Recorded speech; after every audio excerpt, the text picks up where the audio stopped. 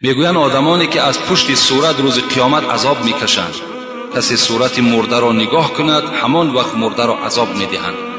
برای همین پیش از مردن صورت را بسوزانید. راست است. خدا باز هم به شما علم و دانش زیاد عطا کند. البته حق گفتن کسی گفتن. صورت گرفتن در اسلام ما و شما اگر بی عذر باشد ما و شما را گناهگار میسازد. ما و شما نه صورت میگیریم نه صورت میکشیم. صورت هایی که لازم است برای پاسپورت، لازم است برای یگان اراده سفر داری، مرحمت صورت گیر، لیکن بیهوده صورت نگیر، بیهوده صورتی تر نکشن که در اصل هرگاهی که به صورتی تو نگاه میکنن تو را خداوند عذاب میدهد.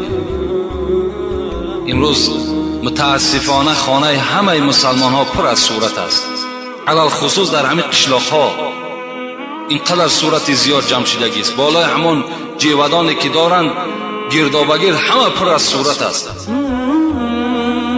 و در خانه مردم شهر باشد حمام خانه هاشان پر از دخترهای فاحشه صورت ها در همون حمام خانه و واردای خانه و همون اکتیارهای بدبخت بیدین خدا زده که در دنیا هستن، همونا در خانه ما و شما زدگی هستند که اونا به خون هزارها مسلمان تشنه هستند. شما بالای سرشان کردید. اونا خود کم کثافت بودن که باز در خانه خود جاشان کردین. یگان ملائکه رحمت خانه شما نمیدراید. نگذارین در خانهاتون صورت ها را. مرحمت صورت کعبه است، صورت یک منظره است، یک منظره را بیارین کشال کنین.